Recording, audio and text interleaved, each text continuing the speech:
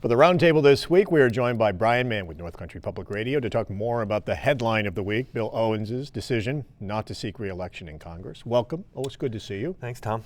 This announcement caught a lot of people by surprise. Wow, a doozy and a bolt out of the blue. I had spoken to the congressman just a couple weeks before, and he left me with absolutely no question in my mind but that he was running, that he was raising money, that he was excited for this race, and this week suddenly a complete reversal. Word leaked out on Tuesday. He was going to wait until Wednesday.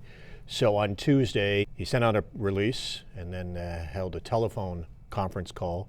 He said he had started thinking about this a relatively short time ago, about 6 weeks ago, so right around the holidays, and that he had talked about it with his family and came to this decision that now was the time to move on. Yeah, you know, Bill Owens is an interesting man, and he's sort of an interesting figure in the history of the North Country. That he ran in 2009, and I think he was considered a long shot to win that race until the Republican Party kind of blew itself up.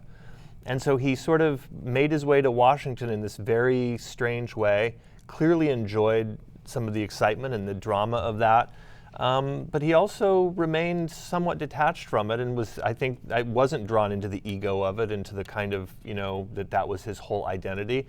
And as best I can read it, he and his family just decided that they'd done this and they'd served their community in this way, and now it was time to try something different, which again, in the power-hungry environment of politics, you just don't think about people just cheerfully deciding to step away. But as far as I can read it, that's what Bill Owens has done. And oftentimes you see people looking to be reelected time and time again, a career politician. Yeah, that's right. And there is a certain charm to this, I would say. And I asked Bill Owens bluntly, is there another shoe to drop? I mean, I think that's the first thing that goes through any political reporter's mind. We're cynical folks, and you think there's got to be a little scandal here. There must be some other thing going on.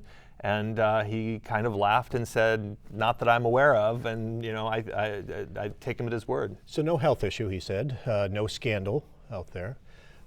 He did admit, he's always admitted that he's been frustrated by the gridlock and partisanship in Washington, in particular when it came to trying to pass the Farm Bill, which still hasn't been passed. He has admitted he found that frustrating, but he said those weren't driving factors in his decision. I think that's an interesting thing that, he has been there at this point when the American public has become very clear that Congress is dysfunctional, and Bill Owens has been very articulate in talking about that as a moderate. He's tried to bring the dialogue in from both sides, working with Republicans from New York and from around the country. Another thing, though, that I think is worth remembering here is that for a guy who was there for only 5 years, by the time he's done, he voted on some historic legislation. They got a lot done. They sort of fought the country through the deepest recession since the Great Depression. They dealt with the Affordable Care Act and health care. So, this is a guy who, while he was surrounded by gridlock, he was also a decisive vote on some of the biggest pieces of legislation in American history. Owen said he did think that he could win again this year, but of course you mentioned the Affordable Care Act, and a lot of people figuring that will factor prominently, certainly in this race in the 21st District. He said that was not a factor in him deciding not to run, but clearly a lot of people were going to make that the issue in this campaign this time. I think they were, but I will say, now that he's stepping away, I can say this without sort of biasing my reporting. I think that Bill Owens was the odds-on favorite to win this election. I think he had the money. I think he's managed to center himself in the political dialogue in the North Country.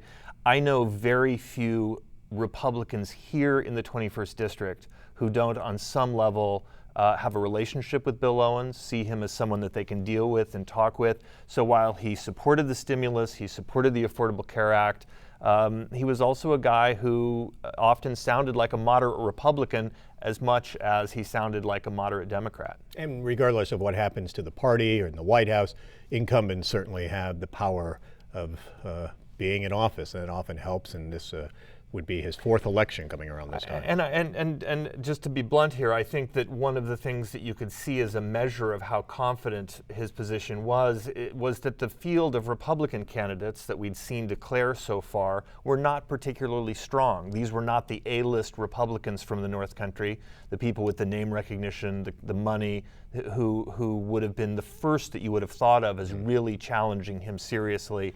You saw new faces. These are new. We saw new faces. We saw, and we are still seeing people try to establish their brand in the North Country, but they're starting from scratch. And Bill Owens is a guy now who's very well known. Let's talk about that. So, what changes? Will we see some of the A-listers, as you say, maybe now considering a run? I don't think there's an A-list Republican in the North Country who's not sitting around a dining room table this week thinking about where their family life goes, thinking about the money, thinking about the bruising election that this is going to be. But I think that this has got to be very tempting to some of those folks have been watching and waiting, seeing Bill Owens be a pretty, strong candidate. Now there's this huge opening, and so I think more names will be dropping very quickly now. We have longtime senators, Republican senators, Betty Little, Patty Ritchie for a few years now. We may see someone like that deciding whether to jump into the race. I think you very well could. I spoke to Senator Little from Queensbury this week. She said she's certainly thinking about it, although she indicated that she's mostly committed to remaining in the state Senate for another term. She feels like there's real progress in Albany right now. She wants to stay a part of that. I think other names that certainly are at the top of the list on the Republican side would be Dan Steck, the new assemblyman from Queensbury. Obviously, he's a guy with a big career ahead of him. This would accelerate that dramatically, but it's certainly a plausible choice. So there are a lot of people right now who, and on the Democratic side as well. I think that's a big change from 2009. When it was very hard for the Democrats to even find strong candidates before Bill Owens surfaced. Now it's a whole new universe where you've got a lot of people. Randy Douglas from Essex County is a name that jumps to mind. You've got Addie Russell up in the St. Lawrence Valley, a Democratic Assemblywoman with now a long track record. So there are some interesting names out there for sure. And a name at the top of many people's list, at least as far as speculating, and we haven't heard to the contrary as we're taping here midweek now. Scott Murphy, former congressman who lives in the Glens Falls area. Of course, he represented the 20th district, which is now, with the reconfiguration and the districts being redrawn, he is squarely in the 21st congressional district. No word as of right now whether he may be interested in running again. That's right, and I think other names that are sort of names that we've seen before, one would be Didi Skazafava, who ran as a Republican against Bill Owens, was pushed out of the race in that whole Tea Party mess that surfaced in 2009. Doug Hoffman was involved in that. He's another name that will be, sort of bounced around. So we'll see. We may get, one of those old names, or, another possibility is that, we remember Bill Owens was a businessman, an attorney.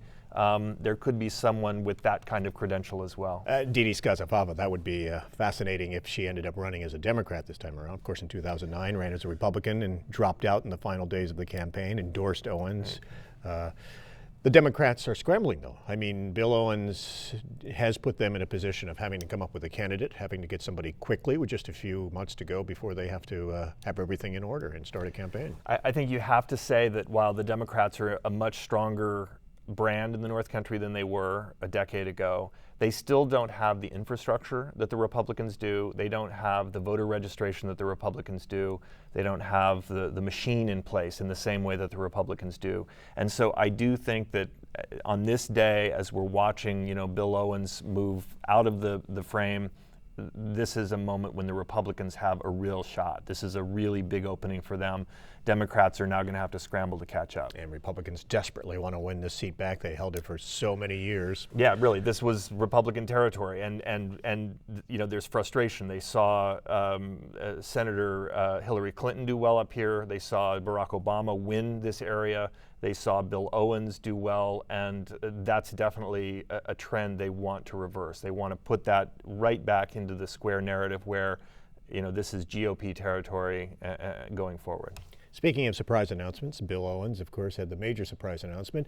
Andrew Cuomo in his State of the State last week, right in the middle, had a surprise announcement about Route 98 and getting a study underway to look at that. A lot of people immediately seized on that as that he was referring to the decades-old concept of the East-West Highway, the rooftop highway from Champlain and Interstate 87 all the way to Watertown and Interstate 81.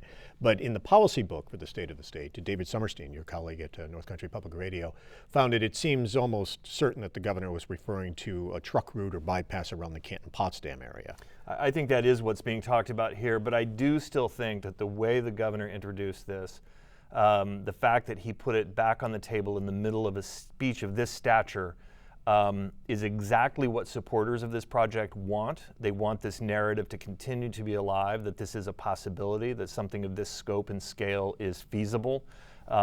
There's a lot of pushback. The Adirondack Daily Enterprise ran a very strong editorial pushing back against the governor, saying this idea needs to be put to bed permanently. There are others who say the same thing.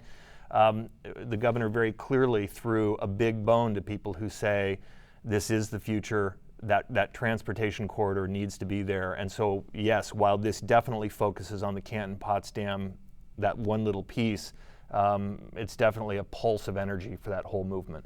And price tag estimate in 2008 for that study was around $6 billion, and now many say you would be looking at upwards of $10 billion.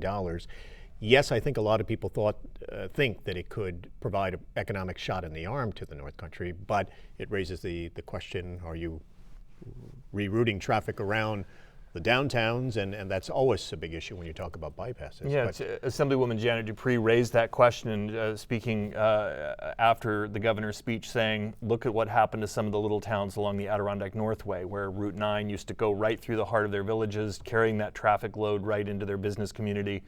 Now it bypasses them, and you could see much the same thing happening along that area of the rooftop highway. There would be pros and cons there. The price tag is very, very high. And so, this is one that is sort of the white whale of the political discussion in the North Country. It starts to seem very sort of mythological at times. And that's why, again, for the governor to put it back on the table in a speech of this magnitude, I think it was very significant. Bill Owens will be in office for another year, and this past week he started talking about what a number of politicians are right now.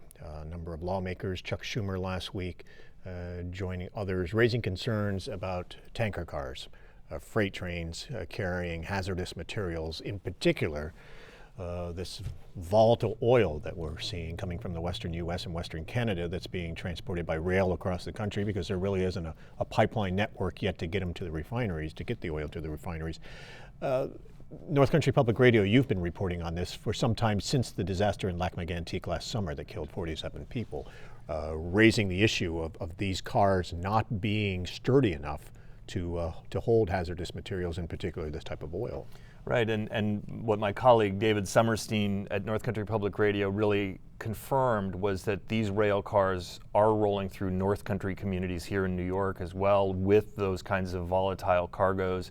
And these are the tanker cars which the National Transportation Safety Board identified as far back as 1991, a generation ago, as being wholly structurally inadequate to carry these kinds of cargoes.